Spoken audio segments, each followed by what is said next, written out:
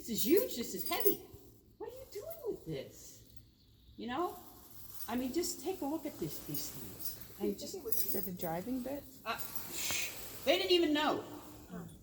And so I saw that, and I've been trying to figure out, like, okay, how does this go? And, you know, just unbelievable. I mean, it's just, wow. Like, you had to think about this one. So, yeah, I'm still confused. But, so, you know, it's interesting. People don't know. And they mean well. The other day I talked about the little Arab I did on Tuesday, and she brought out a 3-ring for me. And a 3-ring is a great way to start introducing the concept of a double. A lot of people don't realize that. A 3-ring, or what they call a universal, you could put the snaffle ring on the big ring, and you can introduce a curb ring on the lower ring, and you have the same mouthpiece but only one bit. So if you are introducing a double, depending on the horse and the horse's temperament, that's a nice way to do it. A nice way to do it without putting 2 bits in right away. Get them used to the feel of a, somebody's baby is singing. Can't help it, really, it's just him. Okay. So anyway, it's a nice thing to do, a nice way to start. I get called out to do a lot of first bits. So a lot of 3-year-olds that are being bitted for the first time. People now want to do it right. I get called out for a lot of doubles, first doubles. Hi, come on in. Come on in. He wants to hear about bits, so maybe he wants a bet. I get called out to help with a lot of tongue problems, tongue evasions. And some tongue evasions are habit. Some we can, over time, help correct. Neutral has a number of bits of design to help relieve pressure. Usually the tongue goes out on the side where the pressure is. The other day I saw a horse that in one direction it would go that way, and the other direction it would go that way. So he was selectively choosing where, and that tells me it's habit, because the bits weren't moving. The bits were they were the right bits, but it's just a habit he developed. Will it go away? It might.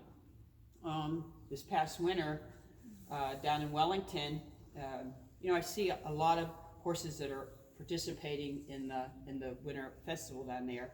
Lots of pressure on those horses. That you just can't believe how much pressure is on those horses. And they'll call me on Monday and said, I've got to be ready for the Wednesday jog, and my horse's tongue is out. Can you come fix it? Ooh. Well, how long has this been happening? Where they don't tell you, I have a problem, and then next thing you know, that horse is tickling its ears with its tongue. And you think, what am I going to do with that?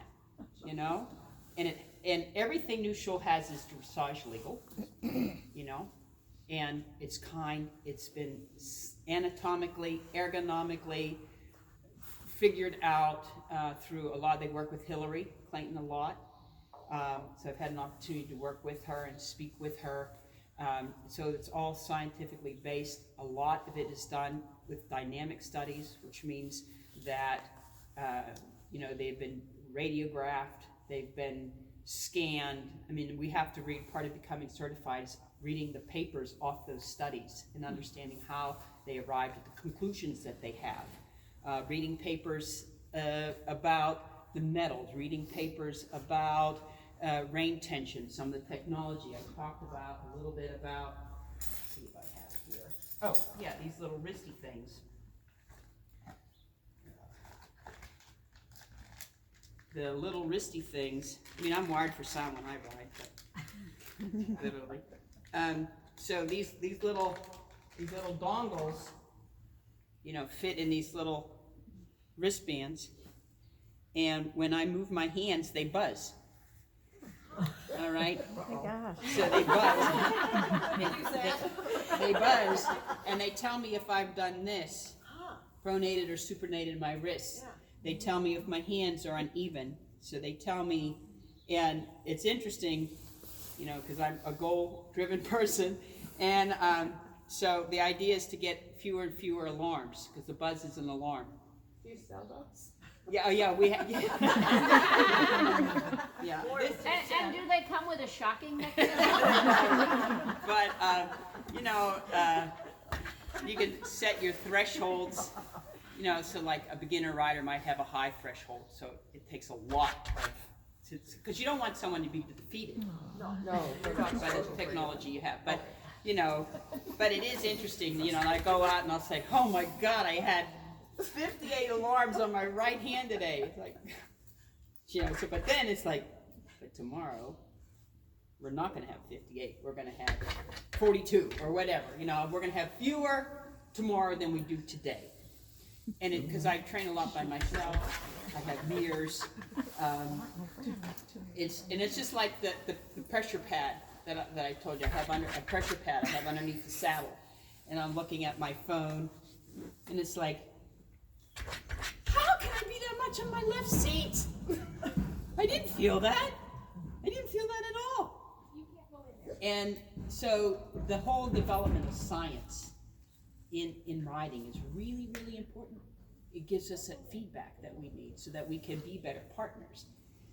The bits, the science that's brought into the bits. Two other important things to remember about bits.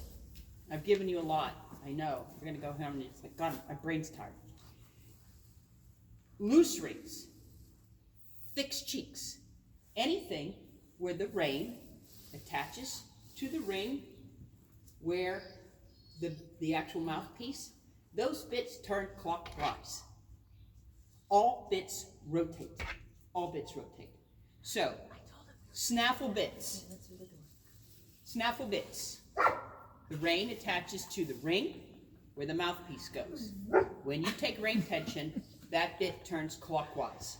All right? That's how the feature is engaged. Curves. Curb bit.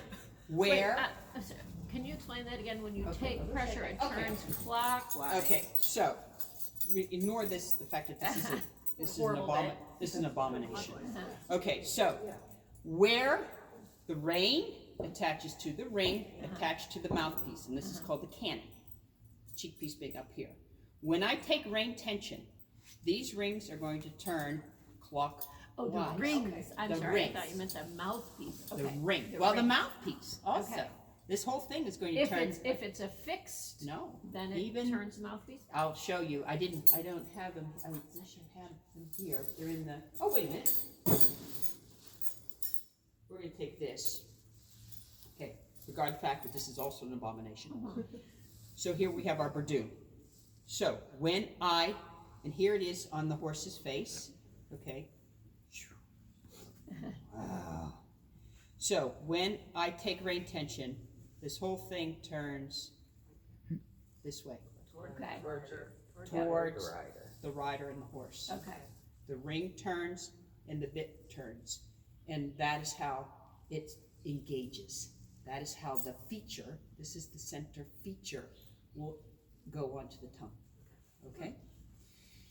A curb bit, where, we're gonna call this our curb. Another abomination. Okay. Cheeks hangs here. Curb rein here.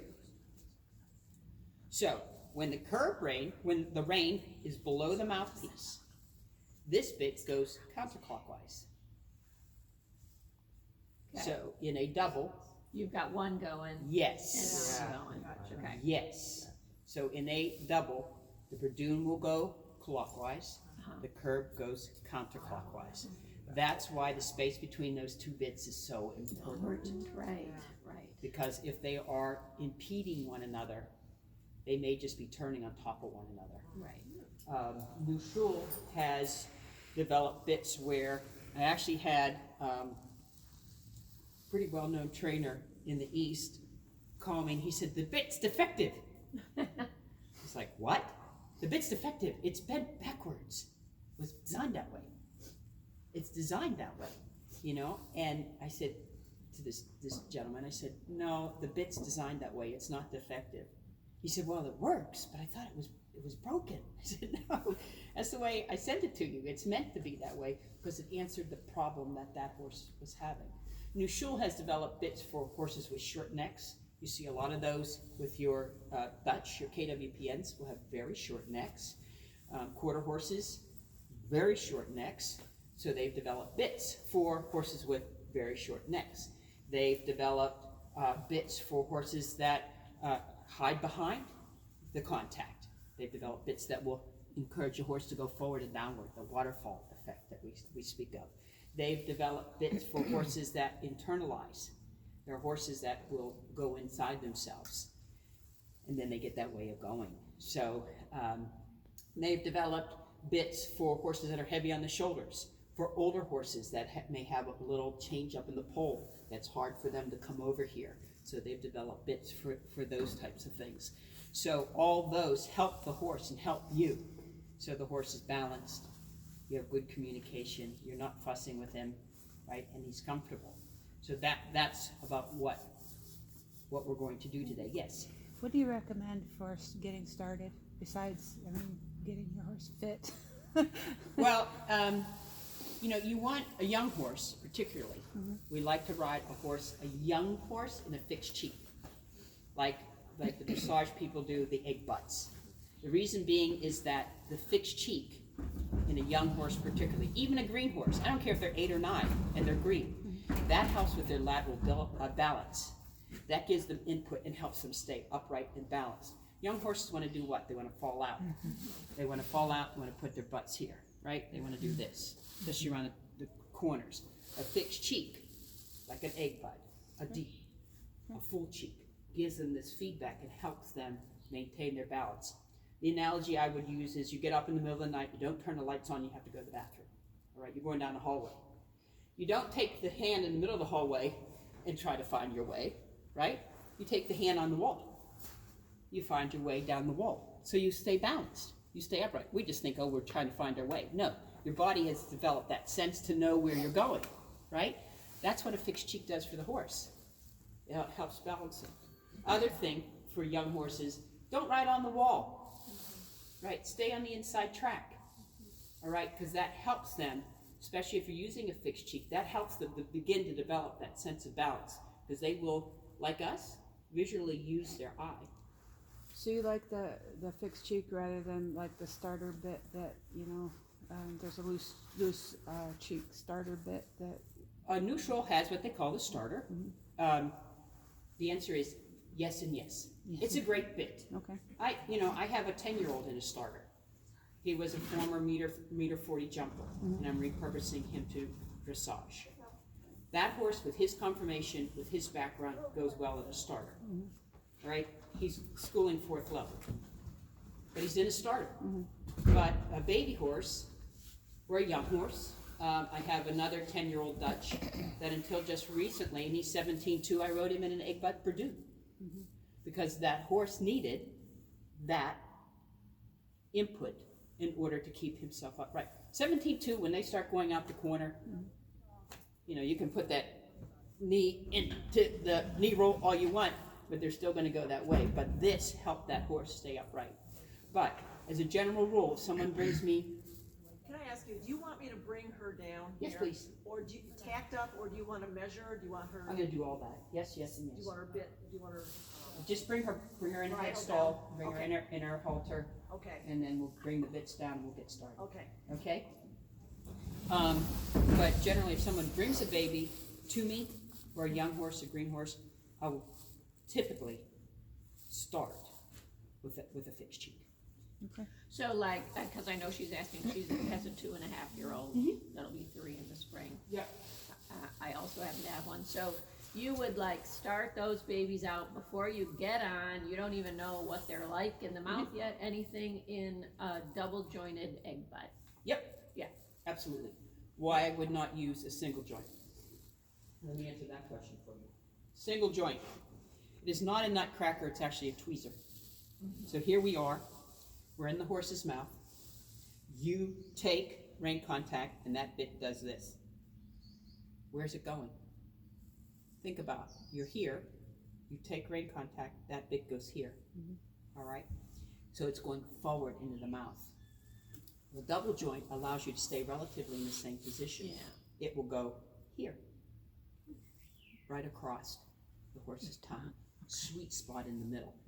All right, and depending on the design, and I'll show you some of this, is that some of them we have, and I particularly like some of the egg butt turtle top that Neuschel has developed, because the turtle line is developed so that when the horse closes his mouth, the cannons come here. They don't continue to do what normal snaffles do, is this, all right? So the cannons come here. They do not lock, because that's not legal. But they come up to here, and it helps the horse balance, especially the baby horses. And so Turtle we top, put egg butt. egg butt, turtle top. It's a wonderful bit, because they find their balance. They don't continue to lean on it, because why horses lean is because these cannons continue to do this. And so the horse continues to do this. And unless you can get them up, get their rear ends underneath them, and use the bit that way, the egg butt turtle comes here, they're like, oh, I got my balance. I got my balance. And then now you have the feedback from the cheek piece, and now they know where their shoulder is. So it's a wonderful bit. They're coming out with the Tactio, which is smaller lozenge for horses that have thick tongues, flat palates, fat lips, short smiles. So, any other questions? Oh, I did. You go. Go ahead. So, in the fixed bits, is there anything other than style that really is a difference between an egg butt and a D-ring and a full cheek? No. Okay, so it's really just a style Yes. thing.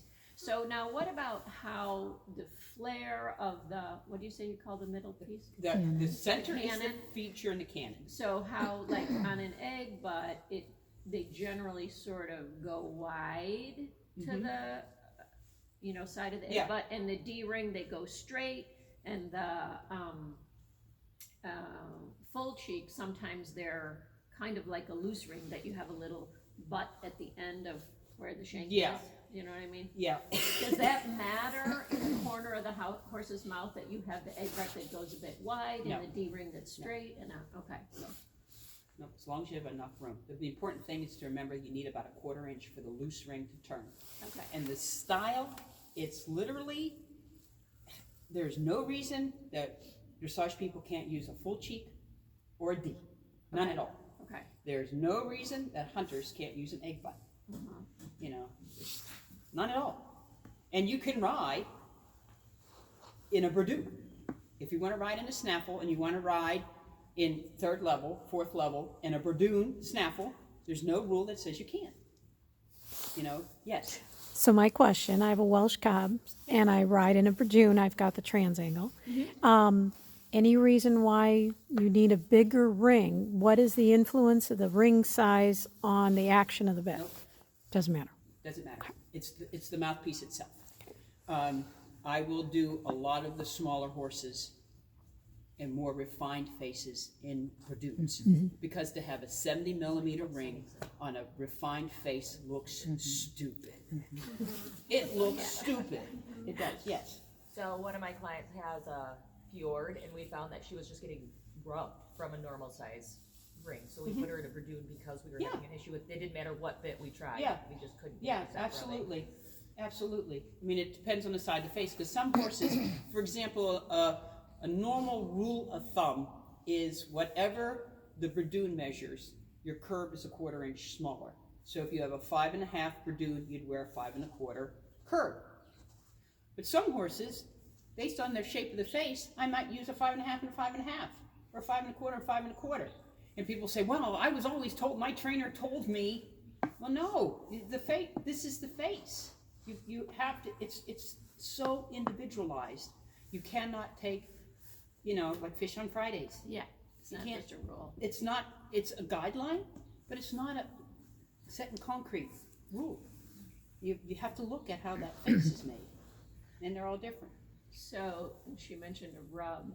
So another question I have is, over the years, I'll occasionally get horses that with the loose ring will get a rub from where the bit maybe pulls through the face. Is that because The size. the size of the bit has been too big? Yes. And so it's like the end of the bit will rub the cheek Yeah, where it yep, pulls on the wrong side. In the size. summer when they're hot and sweaty, it's Yep. worse and, Wrong size. so it needs to be narrower More, at that nurse, point. more, yes. Okay. Yep. Yeah. Yep. And does it depend, like you're gonna see one horse this afternoon who's like super fleshy. Mhm. And that one particularly will rub, anything between the bit and the noseband. Yeah, Like the- sometimes I use bits, like we have bits with 65 millimeter rings. You might think 5 millimeters doesn't make a difference. 5 millimeters makes a lot of difference. Okay. And so I'll change ring size, or I will do, that's why somebody who's certified is a bit and bridle fitter. Yeah. Because so much is done with the bridle. The bridle has 7 pressure points on it.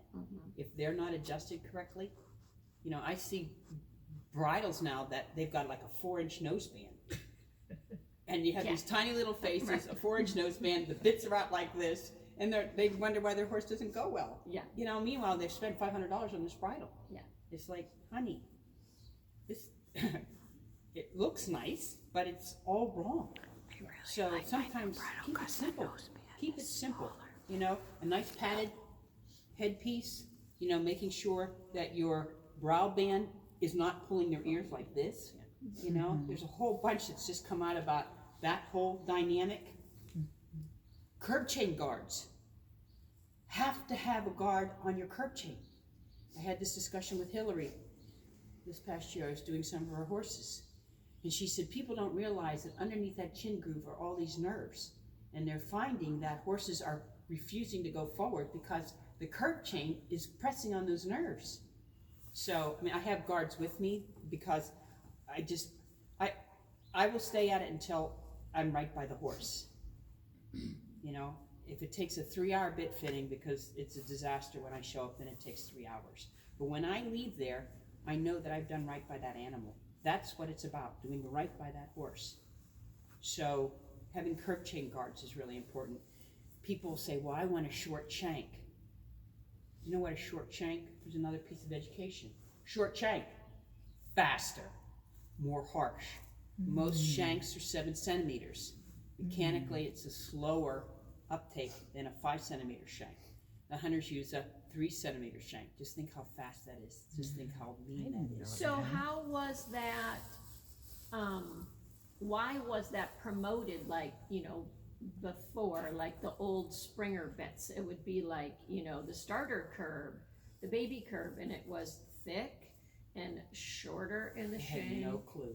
Okay, because people just didn't know. People just didn't know. Because the thought was, okay, well, if you have that, then you have less leverage. No, So it's you're not, actually you can't crank right. it as far. it's and faster. Well, we assume the big company Knew what they were doing. about. But, yeah, Right. the other thing is how tight your curb chain is. Uh-huh. People say, oh, I never tighten the curb chain. Yeah. Because when you don't have a tight curb chain or a snug curb chain, you can pull those shanks beyond 45 degrees. Yeah. Which is really harsh. So one of the things I will do for every person that I do a double is I put your finger between the curb chain and the chin groove, and I take rein tension, just gentle rein tension, so you feel what that feels like. Okay. And do that for your clients. Have them feel what that feels like. It's not nice. It's not nice. Yes. How often do you work with veterinarians, like specializing in dental work? Because I know that's the other half of the equation. Yeah, quite a bit. What's So- going on in the mouth, yeah. Yeah, you know, a lot of times they'll say, what's going on in the mouth? I have had,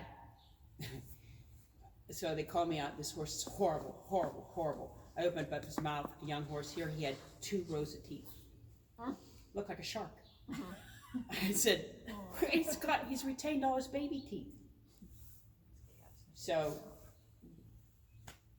or somebody said, this horse is so horrible on the left. Open the mouth, 3 fractures.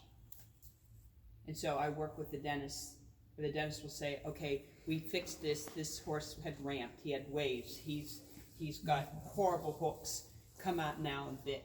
So a lot of times I ask for people to make sure the dentist has been out before I come out, because I can bit all in the world, but if he looks like a shark and he's got 3 fractured teeth, and he's ramped or he's waved, or he's done, some dentists were in the bit seating, you know, and they've got cavities. So I work a lot with dentists in Florida. Find horses that come from Europe typically have worse dental care. Usually. They're being better now. Especially, I spent the last 2 years in the Netherlands, and now dentistry is Coming up to. coming up to, not where we are here. Is there, cause one of the things that our, dentist notes, fairly frequently in some of the horses from Europe, and some here, are bone spurs on the bars. And, you know, he's done surgery for us on some, removed them. Is that something that you work with the curb bits? Yes. If there's one that's got one, it's not active, it's not Yes. bothering him, but Yep. we wanna avoid that? Yeah. Okay, That's one of the reasons I fill the bars, and I Yeah. fill both sides, because I wanna know are the bars round? Uh-huh. Are they sharp? sharp, Do they have any spurs on them? Because that's good. A lot of people that have no idea. yeah, The horse is like this, it's because they've got a spur there, yeah, and they're trying to keep the bit. So I'll change what bit I use so that I have more pressure on the center of the tongue and less off the bars. Yeah. So that I can avoid that. Or sometimes it's just a half hole adjustment in the bridle, that I can be on either side of it, that I'm not going to exacerbate what's going on in the horse's mouth. Other questions? No, gave you a lot to think about. Yeah. So I guess we're ready to get started. So do we get to ride with these gizmos today? Oh, well, the gizmos. You just want the gizmo on the hands. Yeah, the one on the hand, and the rain pressure. Or Isn't that- you're ramping up to buy the. I know, I'm like, I'm needing to buy these Just give us things. the website. Did they sell on Amazon? I'll order them right now. No, they're for us. not available on Amazon. But, you know, I do, what I like to do is, I work a lot with the trainers, with the Cause I'm the attention. trainer for most of these Yeah. people that are. And, usually what I try to do is I've got to teach people how to use the Yeah. technology. Yeah, Because what happens when we try to marry that with a bit fitting, they start worrying about technology and not about what they're feeling Yeah. through their hands. yeah, And so, sort of the next thing is to come and do what's called advanced, synchronicity advanced, so that I can teach you what that data is telling you, and to go from there. So I have whole barns, like you, the Yeah. trainers bring me in, we do it, then teach them how to use the system, and then they use it from there. It's not expensive, I mean, it's like $1,200. yeah, yeah. It's Well, nothing. I mean, You right, pay $500 for a set of doubles, right. you know, but it's You pay $6,000 for the saddle to sit in. yeah, seriously. So, I mean, this is a drop in the bucket, but you know, it's interesting. Yeah. People are now saying, "Wow, I had no idea any of this." It's just another biofeedback. Yeah, Yeah. exactly. Okay. It's like the pressure mats. Yeah, You know, to me that was like, wow, because I had a horse that the self-one I was speaking at is if I shift my weight slightly to the outside, You wanna he'll see my swap. boots? yeah, I do. yeah. And so it's really Right there important for on me to keep my Friday. weight very exactly even in the saddle. So that gave me the feedback of what I was doing. But it's just another, Yep, piece of information Information. to use. Yeah. Right. all right. Can you guys help me bring down those 2 suitcases of all those bits? Want a coffee?